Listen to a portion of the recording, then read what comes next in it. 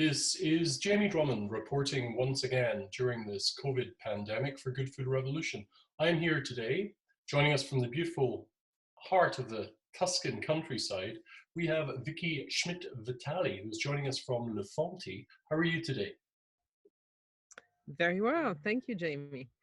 How is all of this craziness impacting you at Fonti, your business, and also for you personally?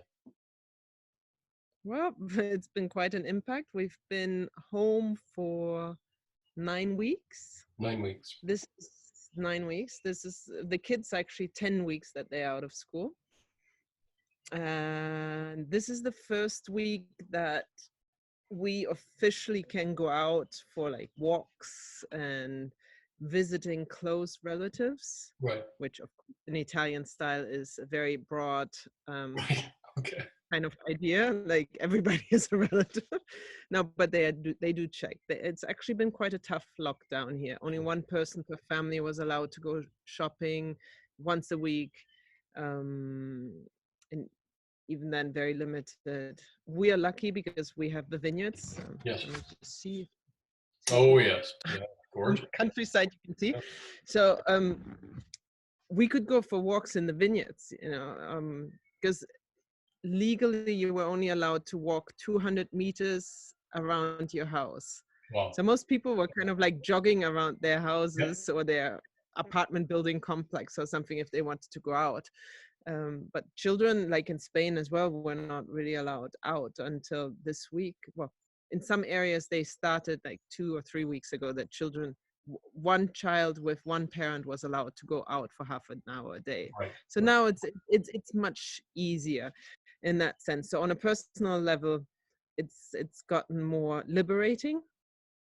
On a business sense, of course, all the restaurants have fallen away. There's no tourism, and this area lives off tourism. We're in the heart of Chianti, so it's between Florence and Siena, halfway, and that's definitely gone. Yes, yeah, of course. But luckily, not just ourselves, we were eating and drinking like crazy the first few days. I think it was just this kind of like absolute kind of like shock of the pandemic and oh wow, what's happening? And everybody was just sitting baking. I mean, like the joke was in all the countries, no, like flour is missing, yeast is missing. So it's like constant baking. I got a whole lot of new recipes. I tried out over the years, I wrote down so many chocolate chip recipes. Okay. And I tested them, I retested them all, and all the ones that were not as nice now are out of my cookbook. Okay. So we had lots of fun in that sense. We tasted our way through quite a lot of wines that were in the cellar from past trips and friends, wineries, other places, not just ourselves. So it's been an interesting time, scary as well, of course, because you don't know where it's going to go. You don't know when it's going to finish. Right now they're saying the virus seems to be less violent. In your region, or perhaps it's the whole of Italy, you have to wear face coverings when you go outside your home. Yes. Right. Tuscany was one of the first ones, together with the first ones were northern Italy, where they had and still have the major outbreaks. I think yesterday Italy had something like 1,300 new cases, and half of them were up there in the north. Oh, wow. So here, Tuscany is relatively calm. There has been, like around Florence and like the big city centers, they've had a bit more. Yes. The countryside has been quiet. Like here, not in our village, but like in a nearby village, there's been like 3 elderly deaths and I think 15 others infected. Like they were all like close family relatives, but it's still not nice because you don't know when you go out. So I'm actually quite happy about the face masks. Right. The problem is more that then you see people with their face mask hanging down here or there. Which kind of defeats the purpose. And a lot of people just keep reusing it. So it's either you have the ones that are throwaway, so you use it once, or make yourself. I mean, like everybody can just like, there's so many tutorials nowadays online. Yes, yeah. In the beginning, when there were no face masks to be had anywhere, I had some old masks for woodworks in Yeah, the shed, and so I used those as a kind of an idea. And I took some cloths and I just hand sewed some, and right. we're still using them because you can boil them, you can cook them, and dry them again, and then you wear them, and they Well, actually close better than the strange throwaway ones. now, how have things been going at the winery? Because your major trade would be with restaurants and the like, and your export market, I'm guessing, has kind of shut down. No new orders would be coming in, would they? Actually, the export market was initially shut down, also because Okay. there were hardly any transports. Like I had actually one order for Switzerland that had been paid and ready to pick up literally the day the shutdown started. Yeah. And then they contacted me and said, you know what, considering that borders have closed at this moment and my shop is closed, keep it there. And as soon as we have the space, we'll get it. And Mhm. then about 3 weeks later, she called me and she's like, okay, we're ready. Trucks are moving again. So send it.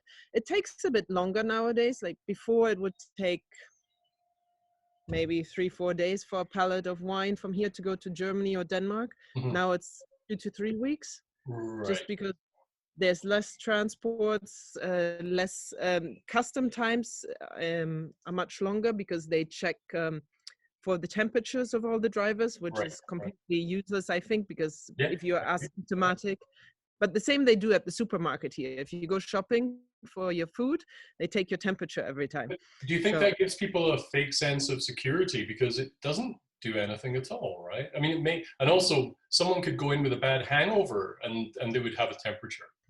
well, if you get caught with a temperature, you get instantly signaled to the health authorities, and you're in deep trouble. Wow. So you would not want to go anywhere with a fever right now. Wow. And at the winery itself, we were talking earlier, nature just continues. Nature doesn't care about Well, this nature pandemic. nature doesn't stop. So how are, In that sense, we were very lucky because a lot of industries had to shut down. They were forced by the government to shut down, and because we're outside and it's deemed a necessary goods yeah, product, I agree. I agree. we were allowed to continue. And anyway, we're a small winery. I have 3 guys working constantly in the vineyards, and then it's me and my husband's twin brother and one other worker, and she has been with us forever, and she lives with us actually. So that in that sense, we kind of saw, okay, whatever has to be done inside the cellar, like labeling or so, we can do together because we've kind of stayed together Yeah, since from before the lockdown. And whatever has like the other workers that are outside in the field cannot come in the cellar, but right. in the fields there's enough space because you're most times anyway in different rows, or sometimes even one is on the tractor and 2 are in one vineyard or another, so they have plenty of space to go between them. But Come harvest time, if some of the borders are still closed, will you have a problem with labor? for me, not, Okay. because even harvest time, I think there's going to be a lot of people, local people, looking for work this year just because there's no tourism, Yeah. Yeah. Yeah. and the area lives off tourism. The restaurants, who knows if they're going to be fully open? Restaurants are opening this week. Well, not really opening. They're opening for takeaway this week. Right. Right. Right. Because that was not possible before. Only a few places were allowed to do like pizza delivery, but not takeaway. Right. And just now, this week, they eased that part. So in our village, 2 of the 5 restaurants opened now for takeaway. And one did like a small menu, and the other one did like a theme menu. So every Yeah. day it's a different theme. Like, for example, today is their first night, and they starting with Thai, which is very Okay. exciting because Because it's so here normal. Yeah. Yeah. it's not something you do get here, like, of course you live in Toronto, you have all the restaurants here. It's like it's Italian countryside. You get Tuscan, and if it's very exciting, you get maybe some Neapolitan or some Sicilian food. So So Thai is incredibly exotic. It's very exotic. And then tomorrow they're doing Brazilian. Oh, wow. Okay. All right. Sounds good. They basically made a whole plan for 2 weeks of foreign food, and then they're going to go back to their standard menu, I think. How comfortable have you been with the way that your regional and countrywide government have managed the pandemic?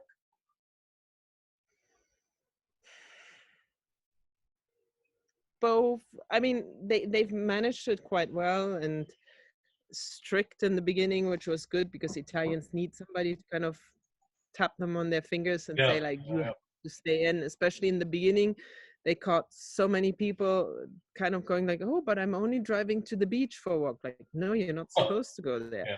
Go back home. And like for Easter, I mean, they had announced it for weeks before Easter, like, don't go away for Easter. You're not allowed to leave your home. And still, the highway, I think they did something like 60,000 stops on the highways, and like going towards the coastal regions mostly. So the whole concept of the COVIDiot is a global problem, I think. Oh yeah. Yeah.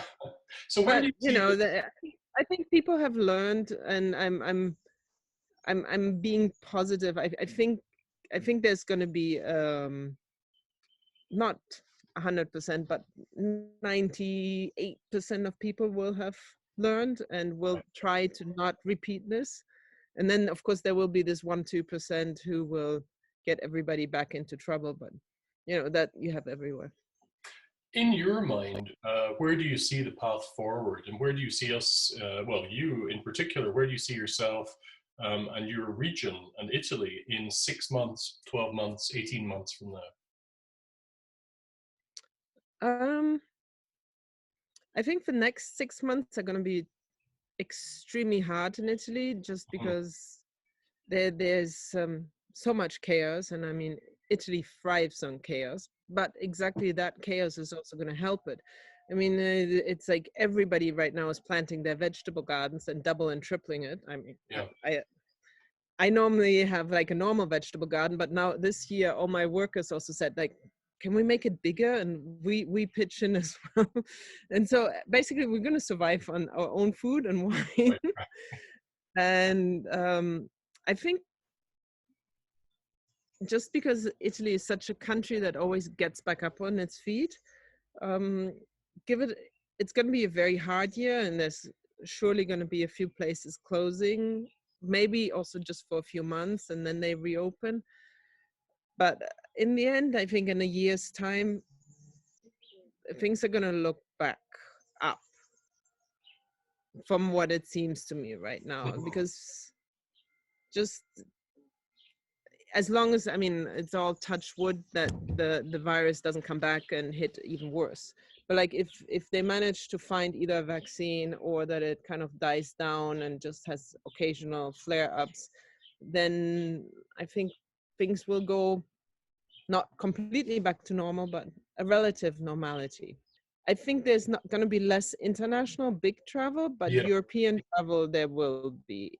Not straight away, but I think if should the borders open by September or November, or maybe even next year only, but I think by the end of this year we will have some border Right. openings. And there's going to be so much information about, are there still any clusters in the region I want to drive to, and people will take that chance. Yeah. Yeah. I don't think people necessarily from Canada or the US will kind of get themselves on an airplane to risk a big trip, because but if you can get into your car and drive somewhere in like Yes. 5 to 10 hours, Yeah. then you're much more likely to go there. Yeah. So So those I think long there's road. going to be a lot more like regional, like inter-European travel. Right. Right. Right. Well, Vicky, thank you very, very much for joining us from the beautiful Tuscan countryside today. We're still Oh, you coming can out of hear an winter. ambulance. Oh my God. I heard that. Yeah. I hate that sound. It's kind of, Oh it's yeah. not what you want. All right. Well, we're still coming out of the throes of winter. It's still been quite chilly here, down to about 0. So Oh wow. hopefully, yeah, hopefully we're going to see spring this afternoon, I hope. Um, Thank you so much Well, for joining us. All the Come best. here whenever we're ready, and you know, whenever summer starts again, come here and we'll have a wine tasting in the cellar, which I hope by then is possible again, because I think at the moment the legal parts are going to be like people can come here, but I have to keep them outside the cellar, and Okay, they okay. have to kind of taste in nature Right, to right. not risk anything.